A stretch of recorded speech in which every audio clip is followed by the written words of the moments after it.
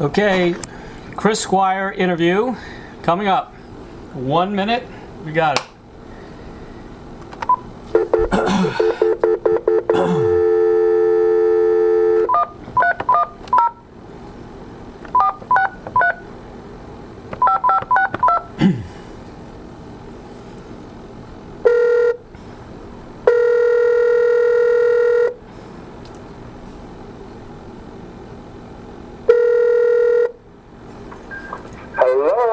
Hello, Chris.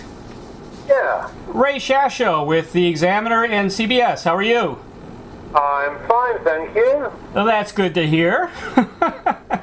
Now, are you on the West Coast? Right now I'm in Kona, in Hawaii. Oh, you're in Hawaii? Yeah. Oh, wow. Yeah, I did an interview with Todd Rundgren from Hawaii. He was in, I think he was in Kauai. Ah, okay. Yeah, how's the weather?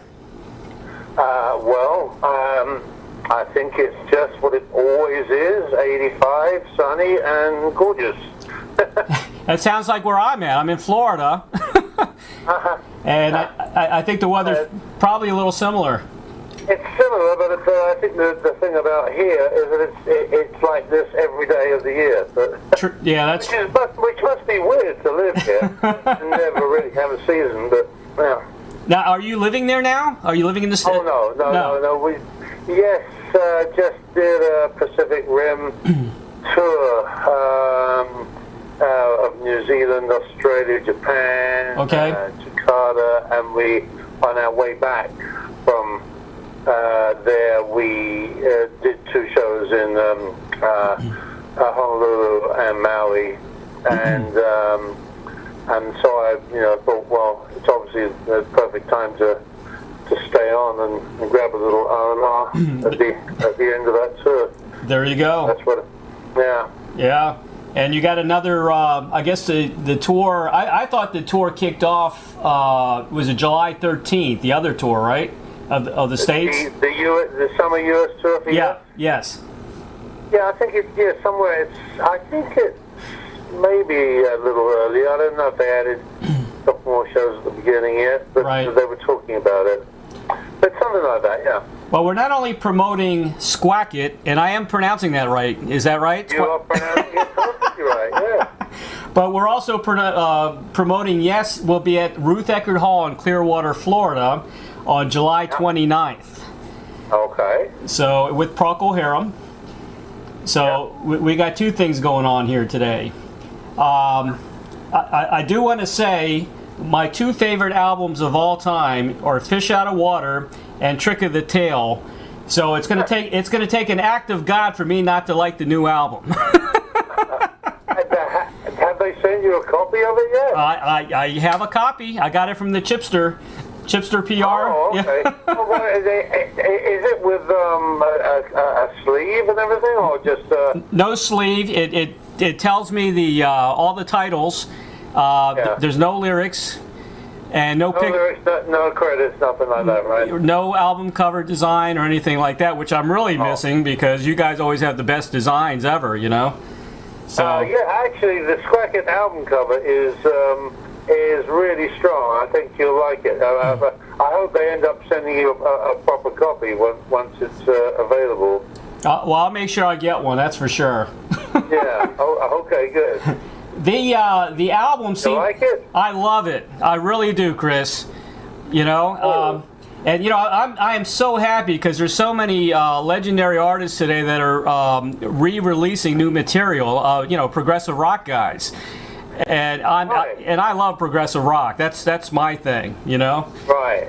So I'm ecstatic. Wishbone Ash just came out with Elegant Stealth. I just talked to Andy Powell the other day. Very good album, very strong. I talked to Billy Sherwood, your buddy, who of course Circa is a great band. Yeah. So there's a lot of good stuff out there now. But I really, really enjoy this collaboration with you and Steve. Yeah, thanks very much.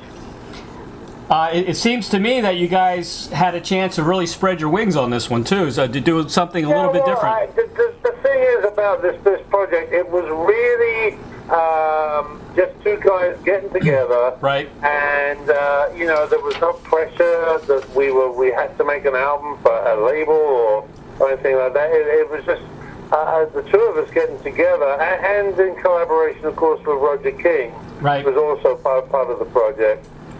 He's been Steve's long-time keyboard player and sort of co-producer, co-writer, if you like, on various projects of Steve's. So he's involved in this as well, and and he's done a great job with the sound and the mixing of everything. So I can't tell you how happy I am with the way the whole project turned out. Well, I think everybody's going to love it once they hear it. I know the press is already loving it. So yeah. Now, who played drums on the album? Jeremy Stacy. Now I've done 3 albums with him now, albums, and he's a friend of mine. Lives in London. He spent the last 5 or 6 years playing with Sheryl Crow. Oh, okay. Way below his ability. But that's what she does. I mean, God bless her. That's the kind of music she plays. But so he's played with her, and he's played with Tom Jones. He was on the Letterman show with Tom Jones on a very memorable performance that he did. And currently he's playing with Noel Gallagher from Oasis, who's I believe has solo projects out there. So Jeremy he's always very busy. He's very sought after as a drummer, and hopefully he'll be able to come and play with Squacket when we eventually get some live stuff scheduled. Oh, that'll be great. Yeah, he was very strong on the album. Very. He's a great player. At times, I almost said, "Is that Alan?" No, it's Jeremy. Yeah. Yeah, very, very, very accomplished. Yeah. I wanted to pick a couple of songs from the CD, "A Life Within a Day," which is a very powerful prog rock tune. In a way, it's kind of a prog rock version of "Kashmir" from Zeppelin, and it was that element. It wasn't written intentionally with that in mind, right? But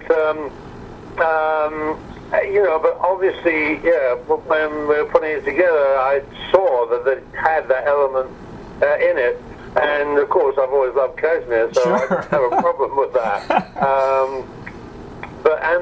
And also, if we're talking about Zepp for a second, the Storm Chaser track, which is one of the later tracks on the album, has a Zepp element to it as well. So there is some of that in there, some of that hard rock kind of style. Oh, it's great, and it's got I kind of a hint of Arabic overtones, because my family, my father's family, was from Syria, and I kind of grew up in a neglected household. With my mom was Cuban, my dad Syrian, so I had Arabic music, Celia Cruz, and rock and roll in my house. So I can I picked out a little bit of Arabic overtones in that tune as well, which I love.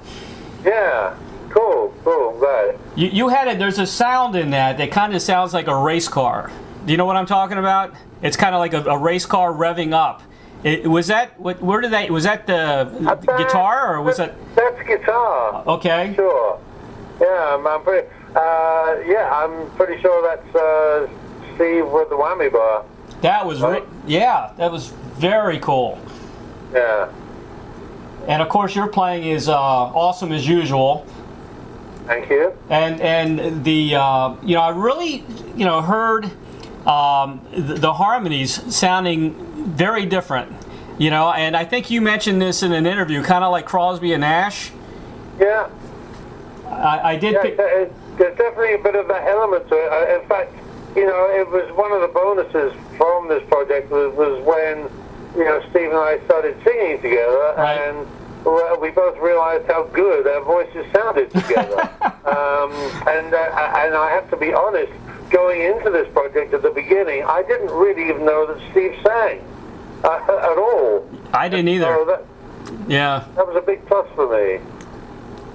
He sounds great, you know? Yeah, he does. Yeah. Well, what sounds really good, and what we both agreed sounded really good, is when we actually sing quite a lot of the lines in unison. A lot of the lead vocal is both of us singing. Right. And here and there, we split it up a bit. But a lot of the time, when we're singing together, it makes a really good noise. I think the Summer Backwards, that harmonize, both of you guys together on that is awesome. It's, I really noticed that that blend that you're talking about.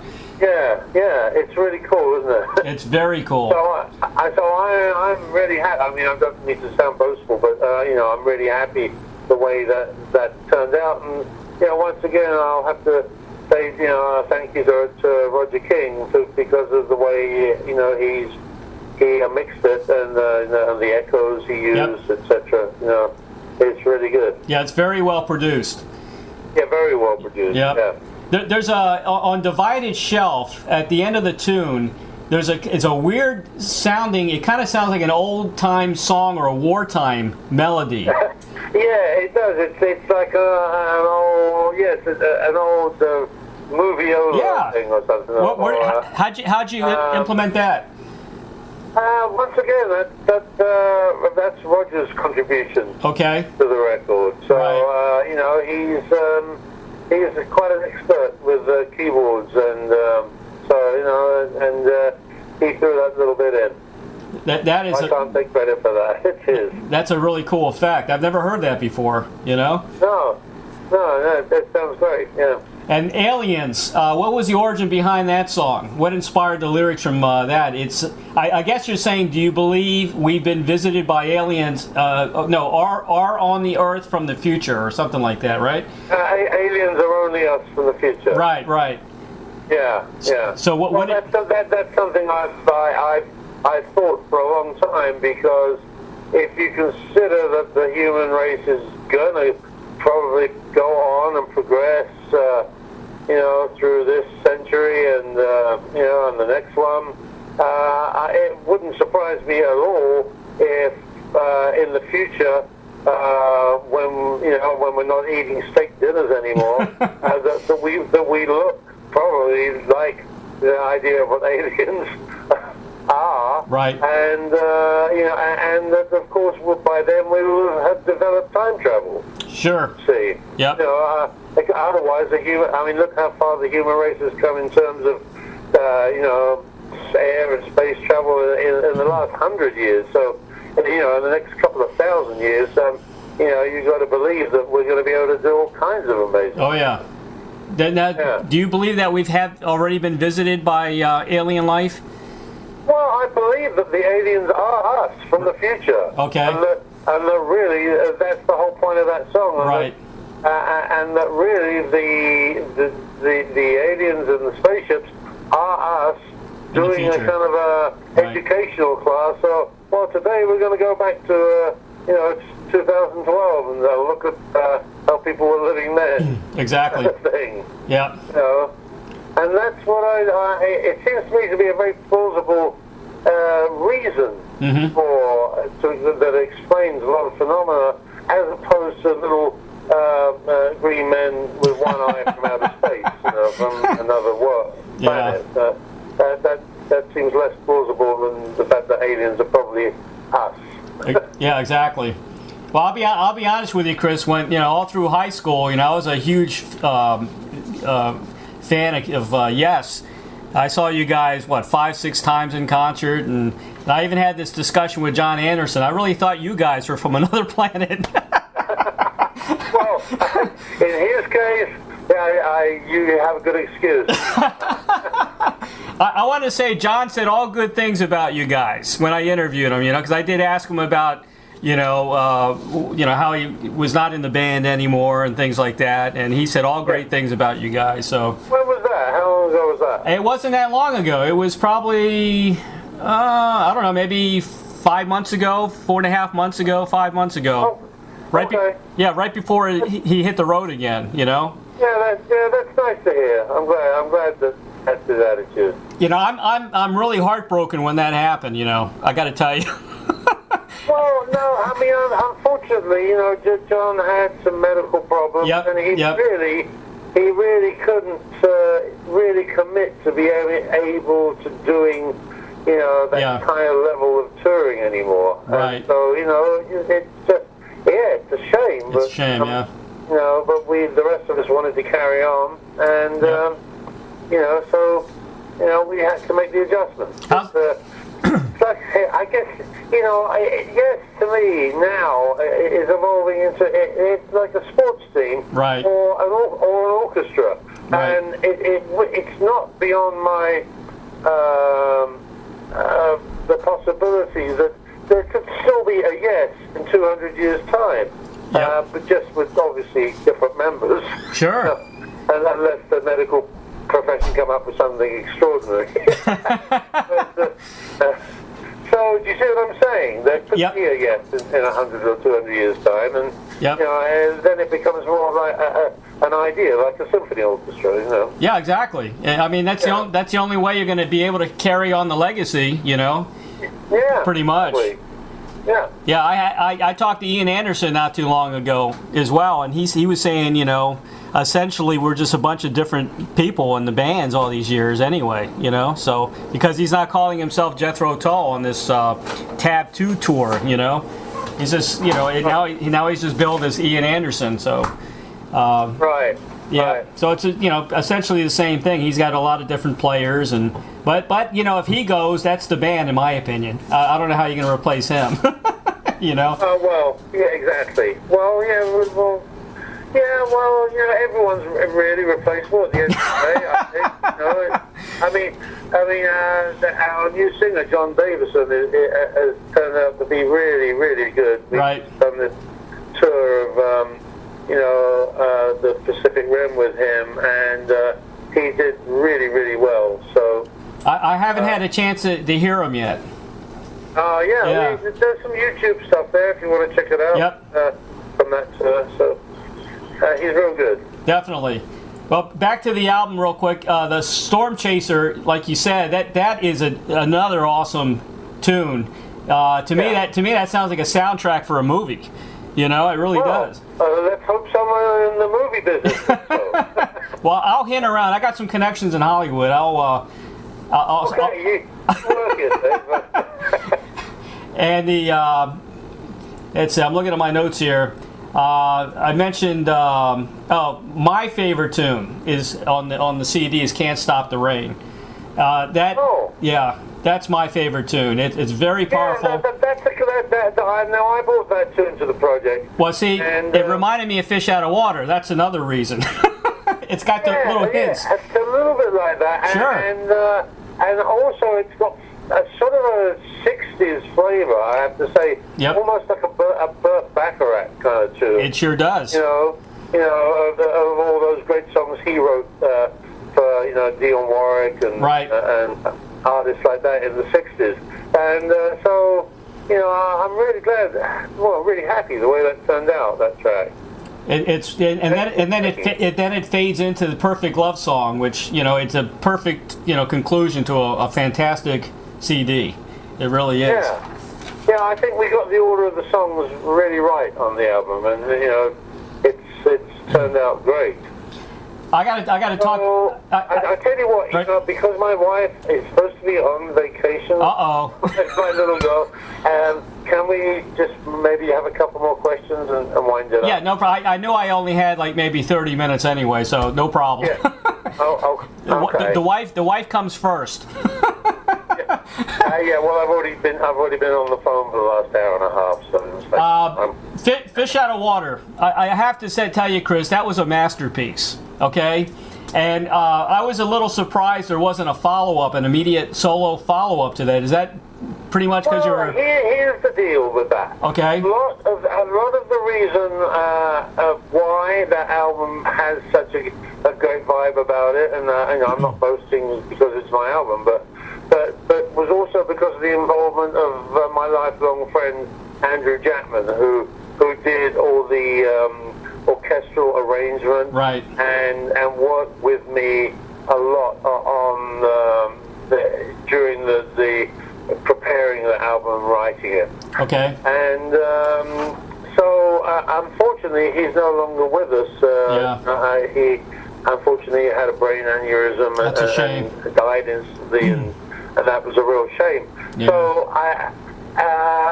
but that didn't really hasn't stopped me over the years from wanting to do a follow-up to it. What seems to have happened is every time I've sat down and been disciplined with myself and written new material that I'm thinking is going to go in that direction, Right. and then something else has come up, like the Squire project. Exactly. The songs on that album were designated for a solo album for me. But then, as soon as I got involved with Steve and realized how exciting it was, I turned over the best material that I had at the time for that. And also, when we do a Yes album, I put stuff into the Yes album. Sure. That, I think when I'm writing it in the first place, it's going to be for a follow-up to Fish Out of Water. So it may be destined that there never will be a follow-up to Fish Out of Water. But never say never. We'll see what happens. But I do want to say that Andrew Chapman and his arrangements had a lot to do with the feeling of that album. Well, speaking of never say never, does that mean will John Anderson never return to the band, or is that, what do you think? Well, once again, I don't close the door on that possibility. Yeah. It's just how that will happen. There's been talk of, yes, possibly doing something on Broadway in New York. Wow. The history of Yes or something like that. Yeah. People have approached me with that idea, and there are discussions about that. And so possibly in a project like that, yes, you might see John re-involved. As you would other ex-members of Yes. But once again, there's nothing concrete about that yet. And now that we have John Davison on board, exactly, and please go check him out. I think I will. You like him. Now I'm thinking that our next project will probably be making a new studio album with him. Okay. So, but we won't close the door on other possibilities in the future. But we'll see what happens. Yeah, maybe Relayer 2. Relayer 2, yeah. That's another masterpiece. And I think that came out about the same year as Fish Out of Water, didn't it? Yeah, it did. In fact, they were both recorded in my studio in the countryside in Surrey, in England. That was a good year. Those albums. So. Okay, last comment. I know you have to go. Scott Shore in New Zealand. You know him. He owns a studio over there. I think you just saw him recently. I do keep in contact with him from time to time. He set me up with Tony Levin. He just wanted to know if you listened to the Levin Torn White CD yet. Tell him I definitely will get round to it. Okay. Because I promised him I would. Okay, but I haven't yet. Okay, I'll email him today. Let him know. Yeah. You're on it. Tell him I will do it, though. It's sitting right here in my bag. Okay. The desk, so I know where it is and everything. Chris, thank you. I'll give it a listen. Thank you so much for being with me today, and more importantly, thank you so much for all the great music throughout the years. Okay, I've got another call coming in, so I'm going to go. All right. All right, Chris. Take care. Bye-bye. Bye-bye. Nice guy.